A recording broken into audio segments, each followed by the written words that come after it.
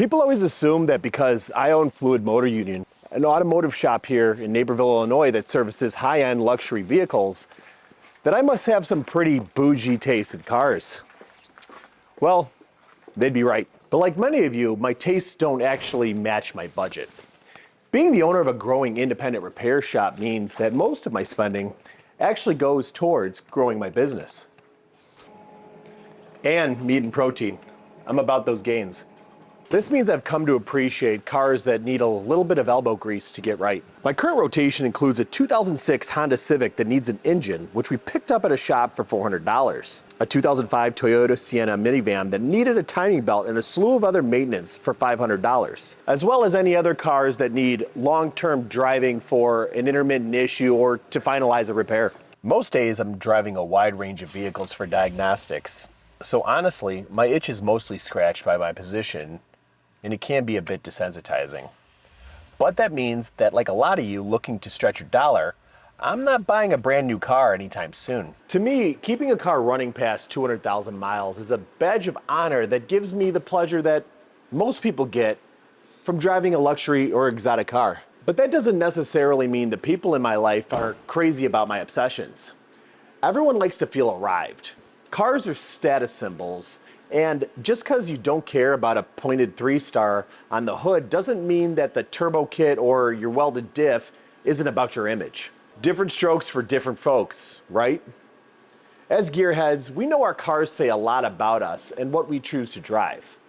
What if we could take something that was dated and for a reasonable amount of money and some TLC, upgrade the image to give the appearance closer to that of a new fancy late model vehicle? Could the general non-gearhead public be convinced that a 12-year-old car is the current year?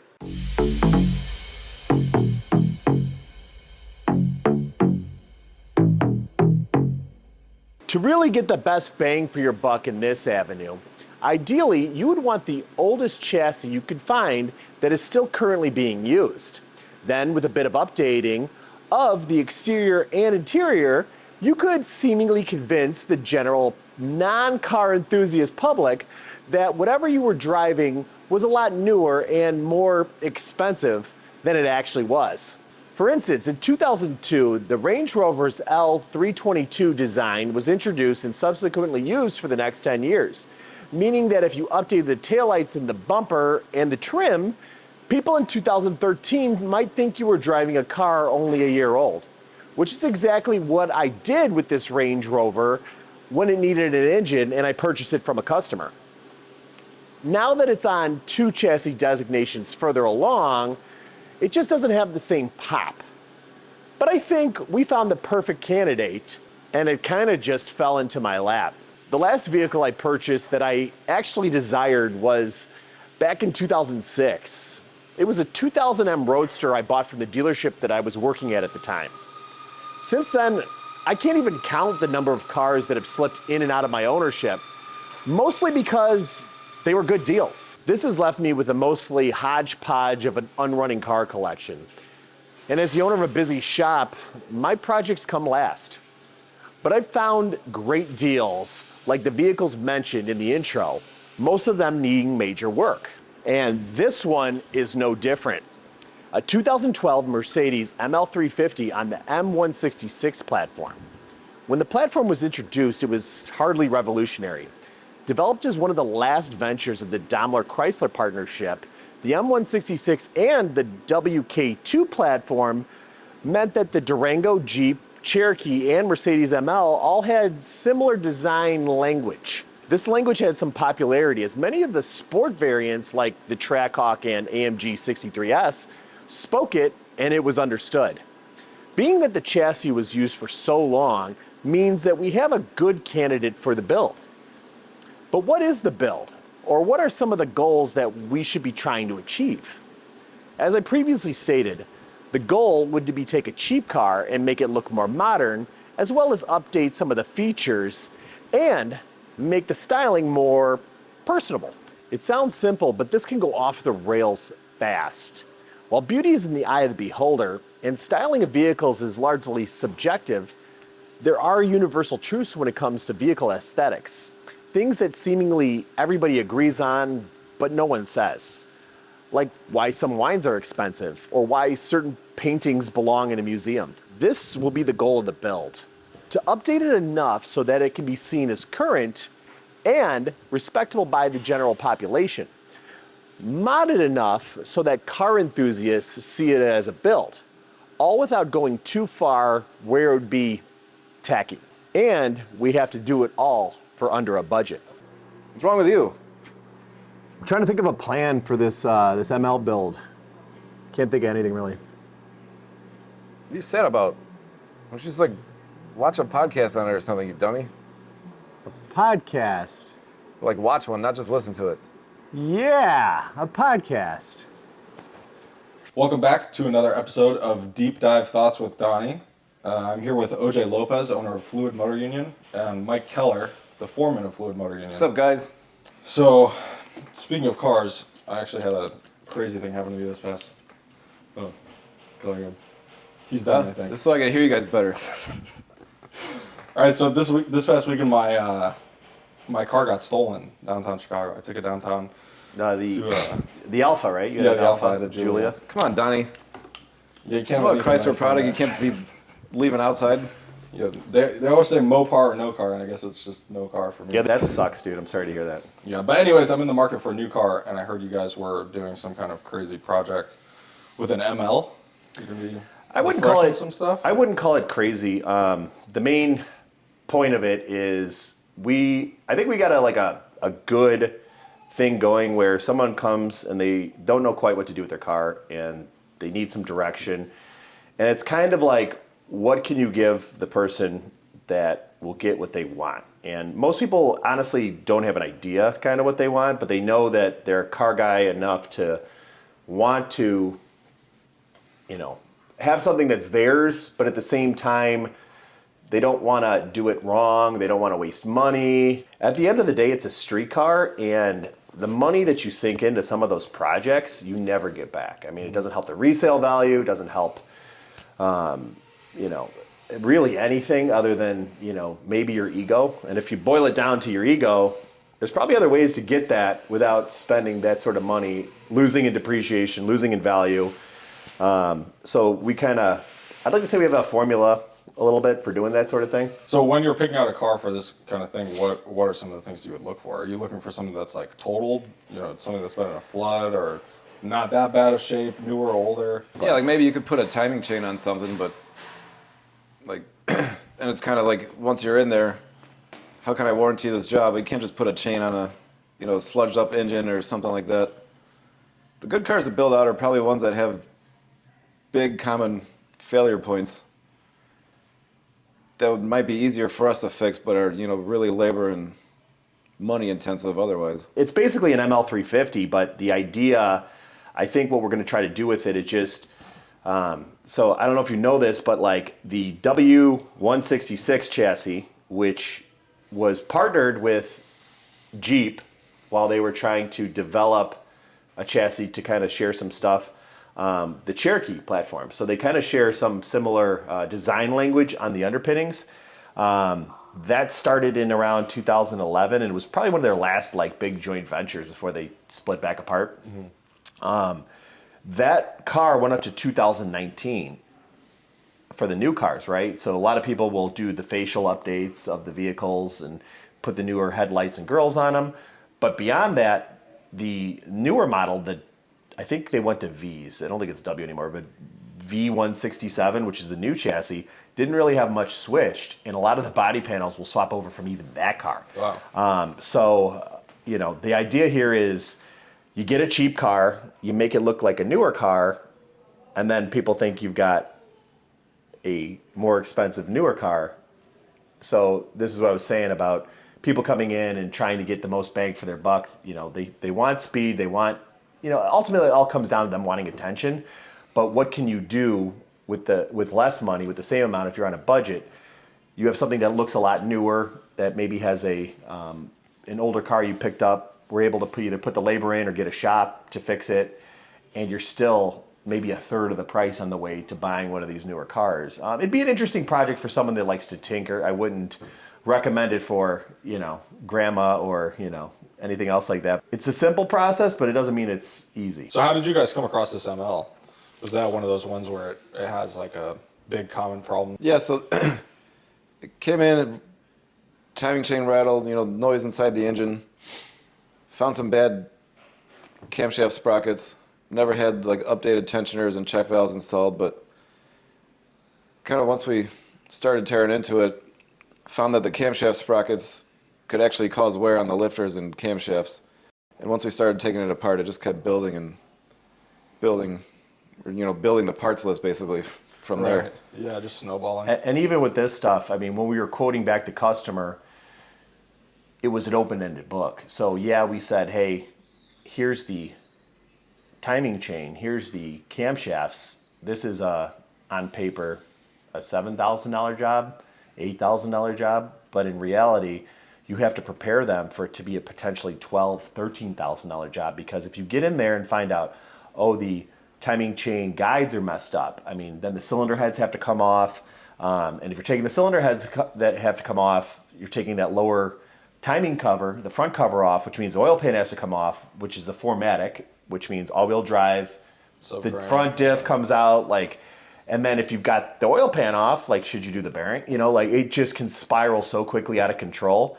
So for that customer, knowing that they would have to put that money into it, they decided to get out of it, and we were able to pick it up for under $3,000. So then what's kind of going to be the game plan for that car going forward? So on that car, everybody knows that the big bad version of that is the AMG, right? The 63 AMG, and that has the most presence, the most status to it, especially after it's been facelifted. Like the new ones, they've got the little bubble fenders.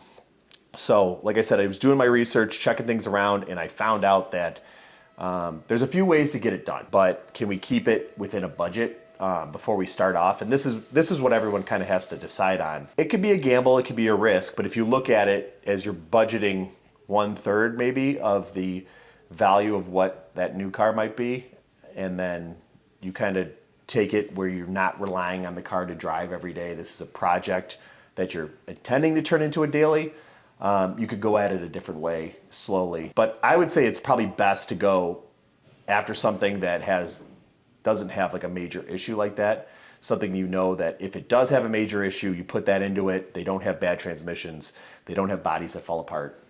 So, that's the way I'd go at it, if that makes sense. Yeah.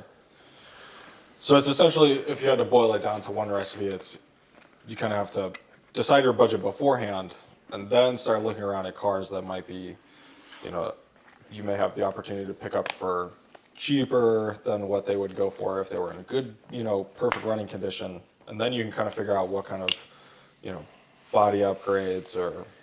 Easier said than done, but if you're looking for cars and you're trying to do something like this, there's a few models out there that they've just been used for a number of years and doing relatively straightforward light swaps, panel swaps, things like that. Land Rovers are notorious for that. Both the Range Rover and the Discoveries ran a huge gambit of years where stuff was interchangeable even between chassis designations.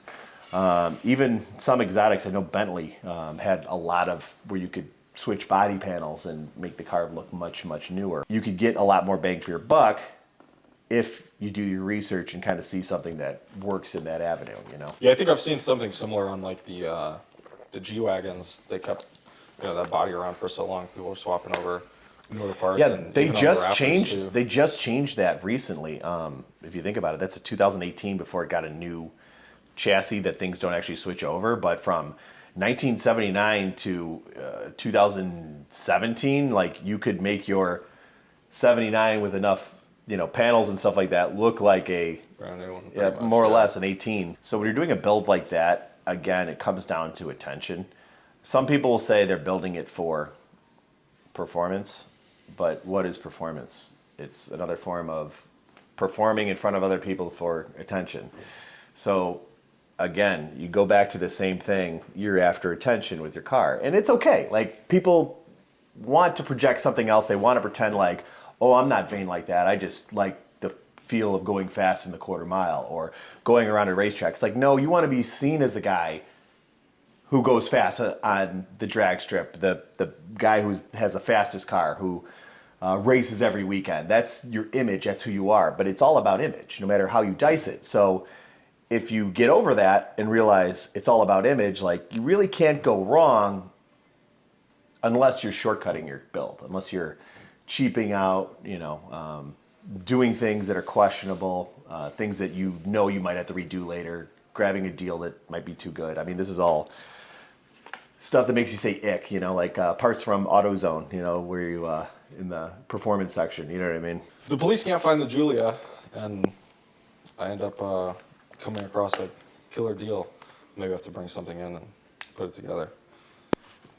Have to check out the budget. But Yeah, I mean, I'll steer you straight on that. So, yeah, hopefully they find it, or hopefully they don't, and then you can just yeah, either one's fine with me at this point. get something cool. Yeah.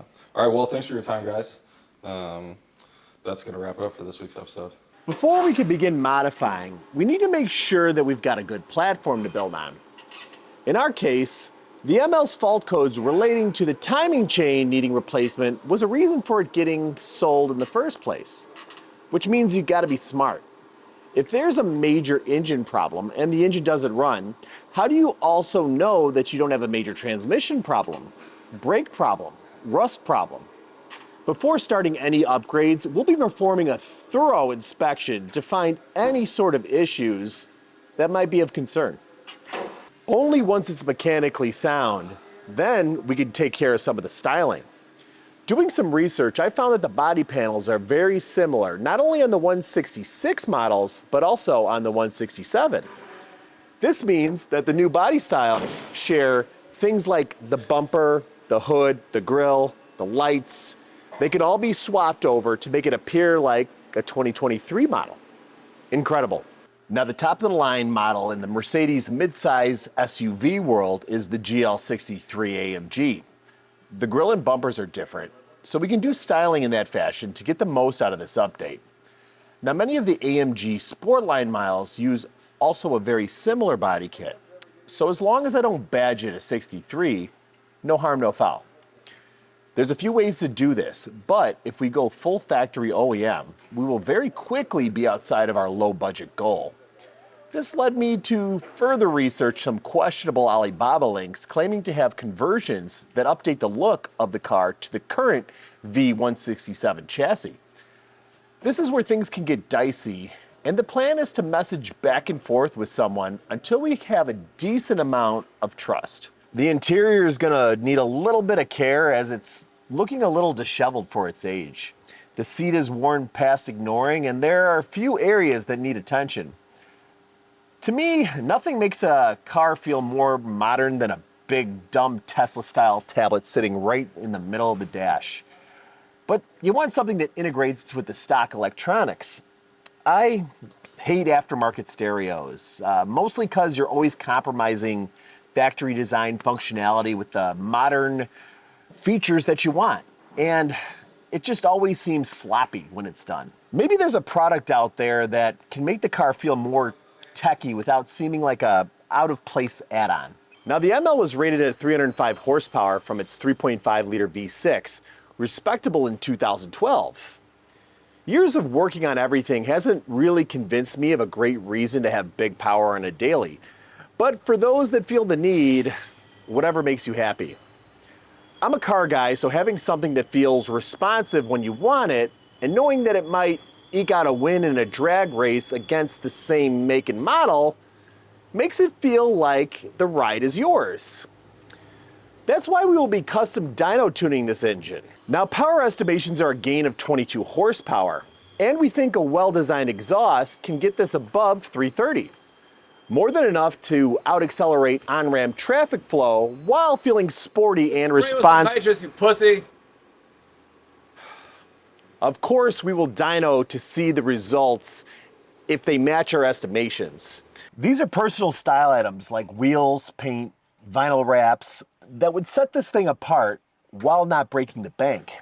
Sure, we could wrap this thing a wild color, but the idea is most bang for the buck.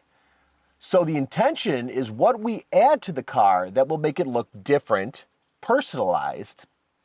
Like when you drive by your friends and your acquaintances see you, they know it's your car, but remaining classy. This is an easy area to go overboard and make the project polarizing. That's a miss. Our goal is modded yet understated, classy but aggressive. A great example is our Lexus GX 460 build with Lexus Central Area. You might remember the last two videos where we lifted this with 35s and then built a custom exhaust. The goal of this build was not to build a hardcore off-road rig capable of traversing any terrain, but rather to turn some heads when it passes by. But grabbing attention isn't all that hard to do if you throw enough junk at it, better or for worse. We know not all attention is good attention, so we don't want to turn everyone's head, just the right people's. Enthusiasts who know cars and can appreciate the right mix of mods. We need to spice this thing enough that it would stand out against a stock GX without being tacky or too over the top. The GX now has big enough tires for most to know that this isn't just a straight wheel and tire swap, but not too big that it completely changes the car because of the major suspension mods needed to clear them. The bumper is chopped in the right place for most people to not even know that it was modified. The side pipe exhaust is obviously not stock, but the tips were done in a way that looks like it belongs on a G-Wagon. The accessory side steps and the roof rack are functional, attractive, and very much add to the off-road aesthetic without taking away too much from its luxury status. It's got just enough, check this out, without screaming it. We needed a last little pop of individuality, so we turned to aesthetic styling in Naperville to help with accomplishing this goal. When Lexus dropped this car off, I found out it was navy, a very difficult color to make noticeable. They were thinking about a complete rewrap, but that would have meant a lot more of the budget would have been allocated to the wrap, and not cool things we wanted to do like an exhaust. But we've been here before, on a Lexus. In this color, we came up with a strikingly classy look for the LC that turned heads without it looking too boy racer. It was blue, and this truck's blue.